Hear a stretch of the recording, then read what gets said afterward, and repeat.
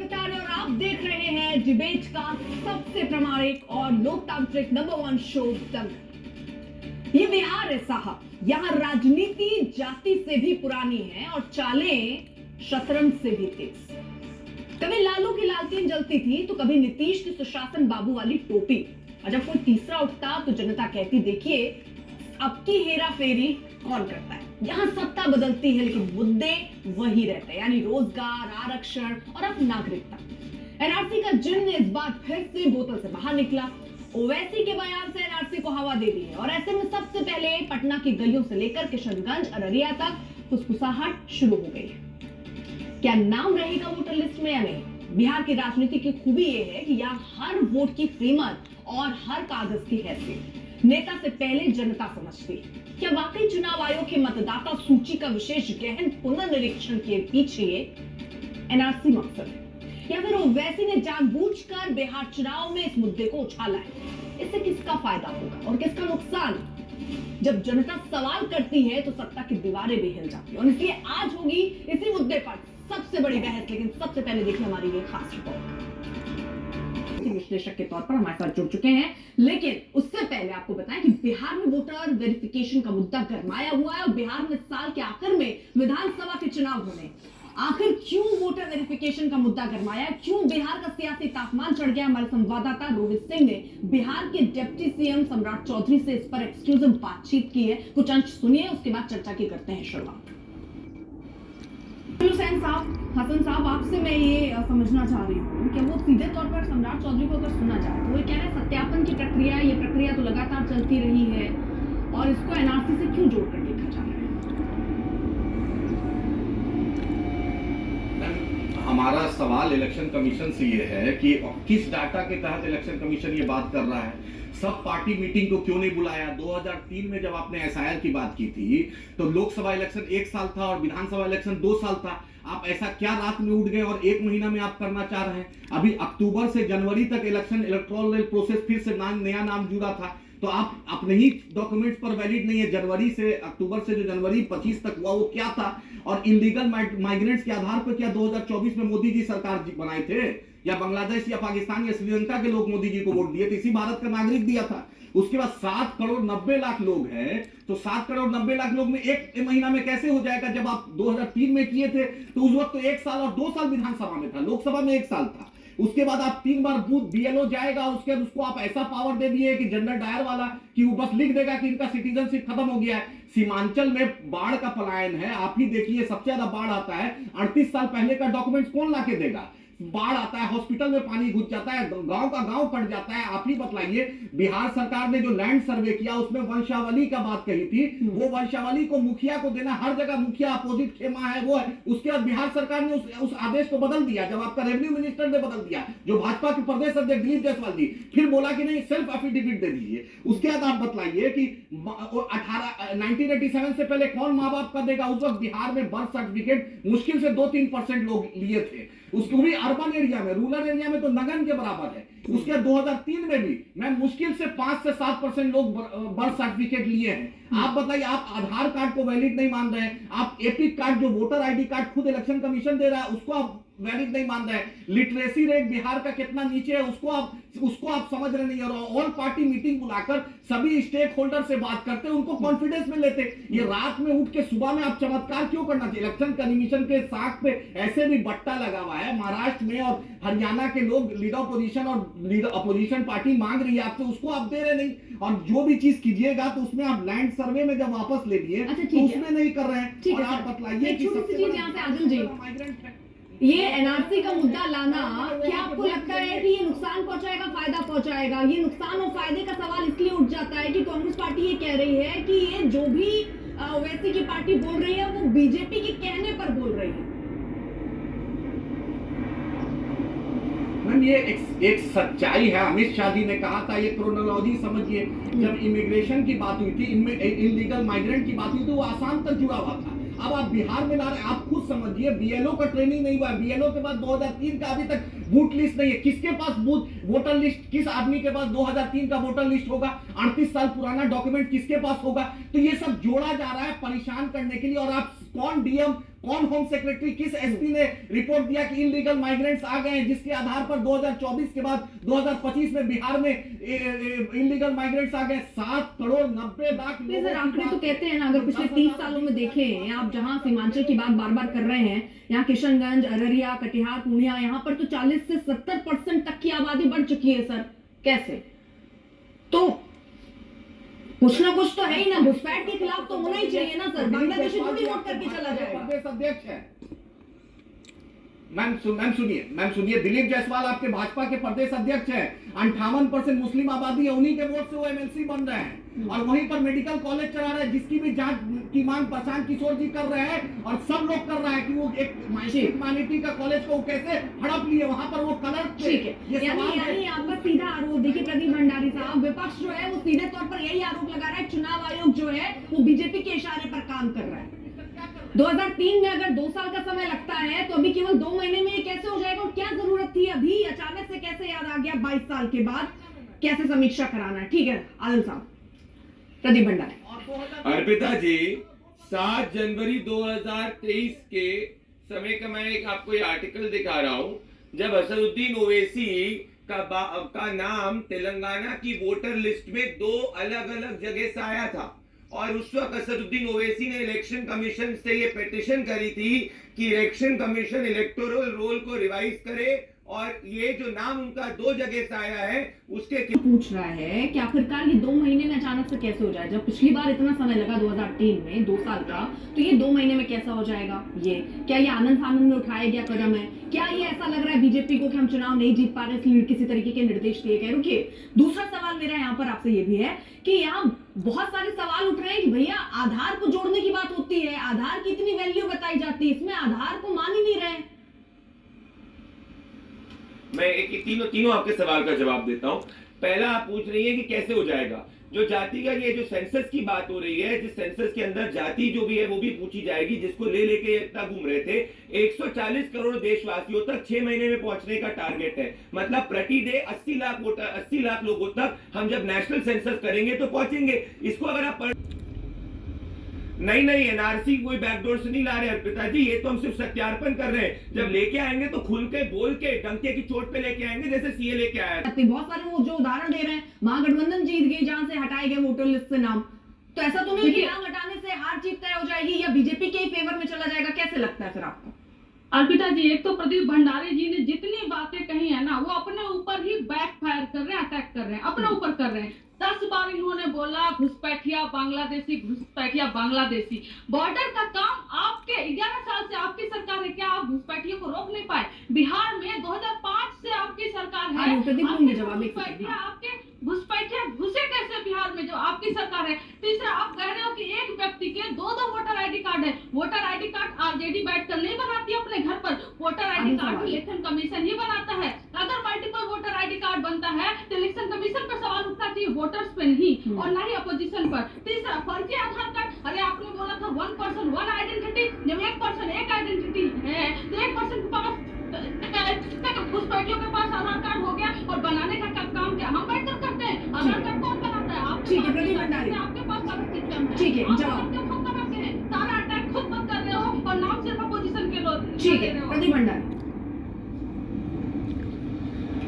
ये देखिए यहाँ पे कितने सारे आपको आप 21 दिसंबर 2019 में झारखंड इसका टीका फोड़ रहे हैं। हाँ सुनिए, आप जो गोल गोल घुमा रहे हैं ना, आप इसी में कंफ्यूज हो रहे हैं कि वोटर लिस्ट की समीक्षा और रिन्यू हो रहा है कि रिव्यू हो रहा है। सुनिए, पहले अपने आप को करेक्ट कर लीजिए, ये रिव्यू नहीं हो रहा है। अगर कोई बाहर है, अगर कोई मान लीजिए किसी दूसरे राज्य के अंदर आ रहा है, अरे तो उसका कोई ना कोई व्यक्ति, परिवार का व्यक्ति, जैसे मान लीजिए मैं यहाँ रहता हूँ तो मेरा परमानेंट एड्रेस मेरे घर का है, तो वहाँ मेरे घर में कोई मौजूद होगा, वो सत्यापन करेगा। अर्पिता जी, 1952 से लेकर ये हमेशा एक्सरसाइज चली हुई आ रही है। क्या पहली बार इलेक्शन कमीशन ये एक्सरसाइज कर रहा है? नहीं कर रहा है। क्या पहली बार? पहली बार तो नहीं कर रहा है, लेकिन 22 साल बाद कर रहा है सर ना, इसलिए भी तो सवाल है कि अभी क्यों अचानक से चुनाव से पहले, कितने की सर पे बिहार चुनाव है, लोकसभा चुनाव में भी हो सकता था, ये बिहार चुनाव से पहले ही क्यों? क्योंकि ये कह रहे हैं ना बिहार के रास्ते बंगाल में घुसने की तैयारी है। ना, सिर्फ बिहार का नहीं हो रहा है पिताजी, बिहार का भी हो रहा है, बंगाल का भी हो रहा है, तमिलनाडु था, वहां भी हुआ था। 3 तरीके की समीक्षा होती है, एक नंबर चलती रहती है, इलेक्शन कमीशन करता है, आप कभी भी डिलीशन एडिशन करा सकते हैं। दूसरा समरी रिवीजन होता है। जब भी कहीं विधानसभा या लोकसभा के चुनाव होते हैं तो उसके ठीक पहले इलेक्टोरल रोल को अपडेट किया जाता है और उस रोल को एक बार अगर अपडेट कर लेते हो फाइनल हो जाता है। बिहार के अंदर वो अपडेशन फरवरी के महीने में कंप्लीट हो गया था। तीसरा होता है स्पेशल इंटेंसिव रिव्यू। ये जो है ये स्पेशल इंटेंसिव रिव्यू, इसका अर्थ ये हुआ कि आखिरी बार 2003 में हुआ था। इसका एकमात्र अर्थ सिर्फ ये होता है कि आप नई वोटर लिस्ट बना रहे हैं। तो जो लोग इसको यूं ही टालने की बात कर रहे हैं, जैसे भी सम्राट चौधरी जी भी कह रहे थे, मुझे लगता है या तो उनको जानकारी नहीं है या फिर वो जानबूझ के लोगों को गुमराह कर रहे हैं। तो ये स्पेशल इंटेंसिव रिव्यू है। दूसरी बात जो महत्वपूर्ण ये है कि पिछली बार इसको करने में 2 साल लगे थे। अभी आप चुनाव के ठीक पहले, जबकि 2 महीने के अंदर जो रिजल्ट वहां पे चुनाव का ऐलान हो जाएगा, और ये वो वक्त है जब पूरे देश के अंदर मानसून है, बाढ़ की समस्याएं होती हैं। बाढ़ में मानसून में बीएलओ कहां जाएगा, लोग अपने घर को बचाएंगे या कागज पत्थर खोजेंगे। तो और या तो इलेक्शन कमीशन ये कहे कि उनके पास ऐसी कोई जानकारी जिसके हिसाब से बड़े पैमाने पर जो फरवरी के महीने में जो अपडेशन ऑफ लिस्ट किया गया था उसमें बड़े पैमाने पर गलती है, वो इसका भी जिक्र नहीं करते। तो प्रश्न इसी बात पर उठता है कि अगर आपको करना है आप करिए, सारे राजनीतिक पार्टियों के साथ बैठ के इस पे विचार विमर्श कर लेते, उनका इनपुट ले लेते। और अगर दिक्कत थी तो जब लोकसभा का चुनाव हुआ उसी समय आप ऐलान कर देते कि पूरे देश के अंदर हम इंटेंसिव स्पेशल रिव्यू करने वाले। आपने वो भी नहीं किया, आपने अचानक ये फैसला कर लिया। मुझे एक बात समझ में नहीं आती है कि ये तो इलेक्शन कमीशन और विपक्ष के बीच का फैसला है, इसमें सत्ता पक्ष के लोग, बीजेपी जनता दल के लोग क्यों इसको डिफेंड कर, मुझे ये बात समझ में नहीं आती। इलेक्शन कमीशन को डिफेंड करने दीजिए ना, इलेक्शन कमीशन सामने आए, वो बताए बीजेपी क्यों डिफेंड कर रही है या जनता दल यूनाइटेड क्यों डिफेंड कर रहा है, उनकी इसमें क्या मंशा है। आशुतोष, जिससे होगा क्या? देखिए कुछ भी कदम फायदे और नुकसान के लिए है। जिस तरह आरोप लग रहा है, चलिए सत्ता पक्ष जो है वो कहीं कोई दबाव बना रही है, कुछ क्या लगता है कुछ इससे फर्क पड़ता है, इससे कुछ फर्क पड़ सकता है, नुकसान और फायदा हो सकता है चुनावों में, क्या दिखता है? इसमें जो दिक्कत है वो सिर्फ जो समय को लेकर है कि आप 1 महीने के अंदर पूरी प्रक्रिया को खत्म कर लेना चाहते हैं, जबकि मानसून और बाढ़ का खतरा जबरदस्त तरीके से है। और आप अच्छी तरीके से जानती हैं, हम सब लोग गांव देहात के लोग हैं, कि गांव देहात में इतने बड़े पैमाने पर इतनी जल्दी अपने प्रमाण पत्र लेकर आना बहुत असंभव सा काम है। और वो भी जबकि आप आधार कार्ड को नहीं मान रहे। तो या तो आप ये कह दीजिए कि सेंट्रल गवर्नमेंट के द्वारा जो मानित आधार कार्ड है वो बेकार है, फर्जी, उसका कोई मतलब नहीं है और अब इसका कहीं कोई इस्तेमाल नहीं होगा। आप आधार कार्ड को नहीं मान रहे, क्यों नहीं मान रहे? इसका मतलब बहुत स्पष्ट है कि आप आधार कार्ड है तो फिर ड्राइविंग लाइसेंस भी नकली बन सकता है, जन्म प्रमाण पत्र भी नकली बन सकता है, जाति प्रमाण पत्र भी नकली बन सकता है। आपको कुछ रुपए ही तो देने हैं ना। अगर आधार कार्ड नकली है तो हिंदुस्तान का ऐसा कौन सा सर्टिफिकेट है जो नकली नहीं है? यहाँ तो पासपोर्ट तक फर्जी बन जाते हैं। तो इलेक्शन कमीशन की इस तर्क पे दम नहीं है। इलेक्शन कमीशन लगातार अपने आप को संदिग्ध बना रहा है और अपने आप को शक के घेरे में डाल रहा है। और मैं तो ये सीधे कहूंगा कि इलेक्शन कमीशन चुनावी प्रक्रिया को संदिग्ध करके देश के लोकतंत्र पर गहरे सवाल खड़े कर रहा है। प्रदीप भंडारी, छोटा सा रिएक्शन आपका। कोई एनालिस्ट है जिनको पता नहीं रहता है क्या होता है चुनाव में, क्या कहते हैं, तो आप बता दो, ये व्यक्तिगत टिप्पणी मत कराइए। ये प्रदीप, मैं आप पे व्यक्तिगत नहीं कह रहा, मैं कह रहा हूं आप गाँव नहीं गए।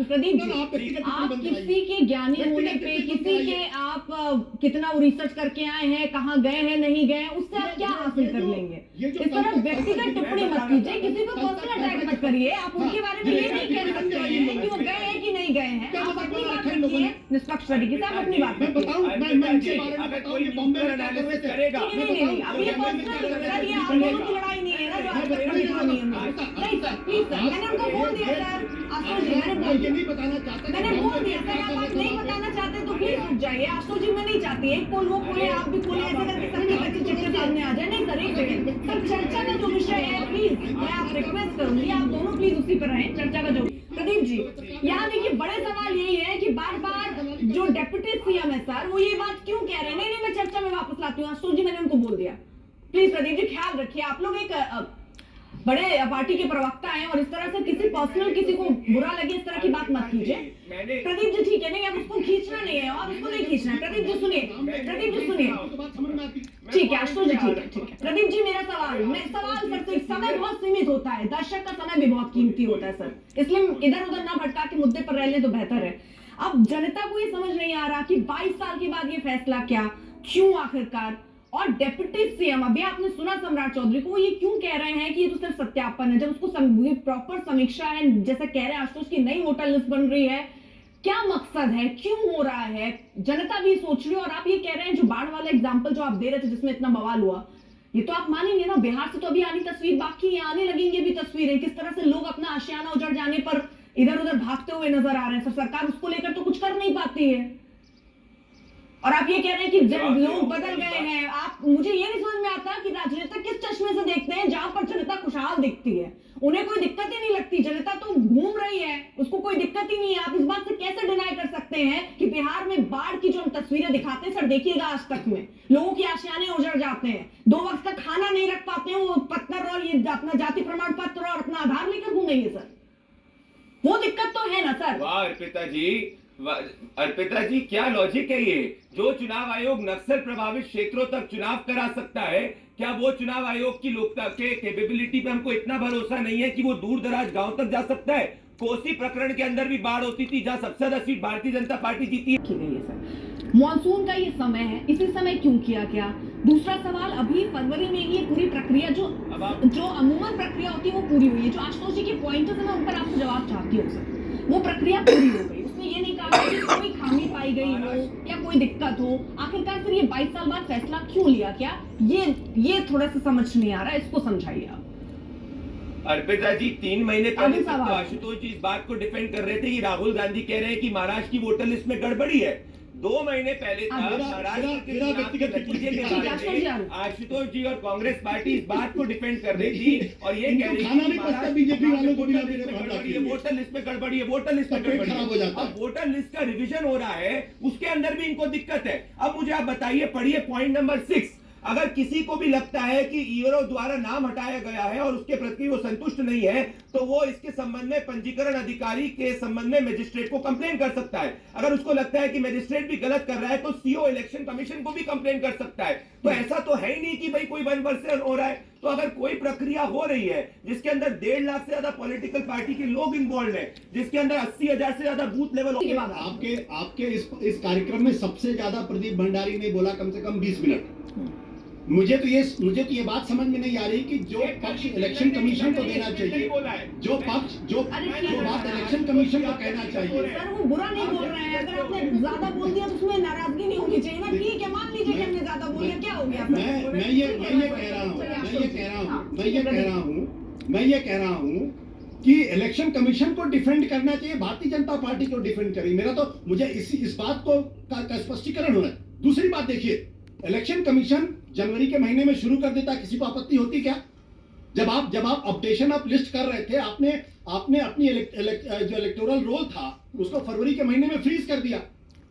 क्यों फ्रीज किया? अब आप अचानक क्यों शुरू कर रहे हैं? जब आपने फ्रीज किया तब क्या किसी ने आपत्ति की? नहीं आपत्ति की।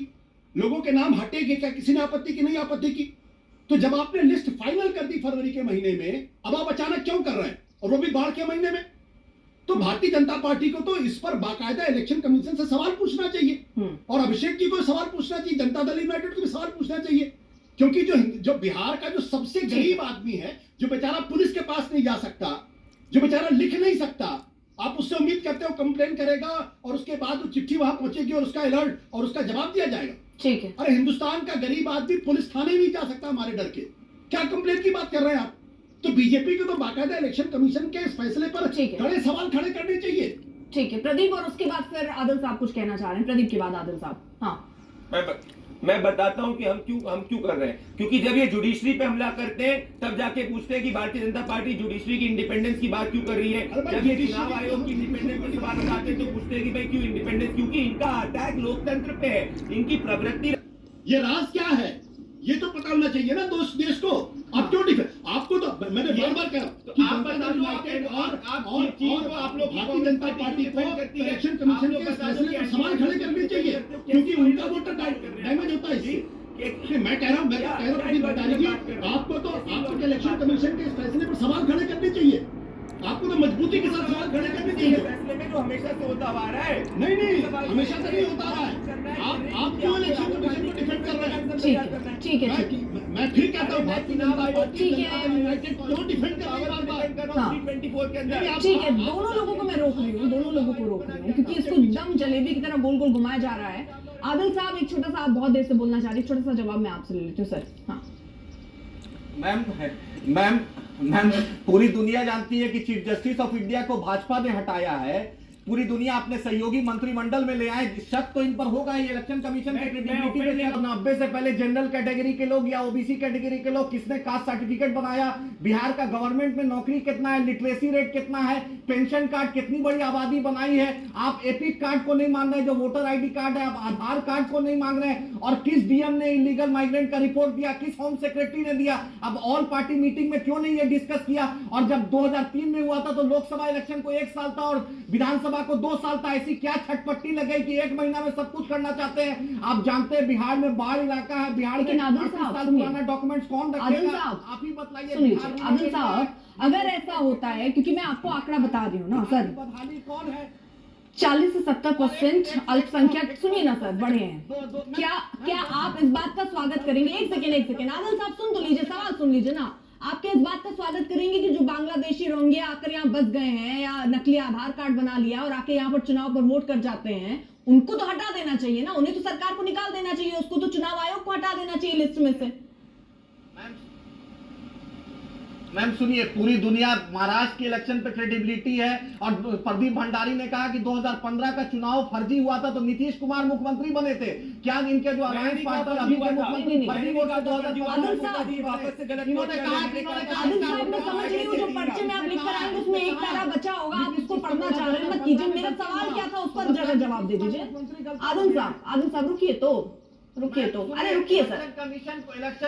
इलेक्शन कमीशन को हर डीएम को, हर पार्टी को कॉन्फिडेंस में क्यों नहीं इलेक्शन। नहीं आदिल साहब सुन पा रहे हैं आप मुझे? आदिल साहब सुन पा रहे हैं आप? हाँ बोलिए। हाँ सर, सवाल सुनिए थोड़ा सा, सवाल सुन लीजिए सर, है ना। सवाल मेरा ये था कि अगर कोई घुसपैठी है, कोई बांग्लादेशी है, कोई रोहिंग्या है, नकली आधार बनाकर वो अगर वोट करने जा रहा है तो उन्हें तो हटा देना चाहिए ना लिस्ट से, या नहीं? मैम आप ही बोलिए, 2024 का लोकसभा हुआ, बिहार में 2024 में बाई इलेक्शन हुआ, जनवरी तक रिवीजन सुपर हुआ तो बांग्लादेशी के वोट पर प्रधानमंत्री मोदी बने हैं या नीतीश कुमार। ये थोड़ी पूछ रही हो कि किसके वोट पर कौन बना और वो बन गए तो आप सही, आप बने तो वो सही। नहीं ये सवाल ही नहीं है सर। रिपोर्ट दिया मैंने ये नहीं पूछा, मैंने ये नहीं पूछा आदिल साहब।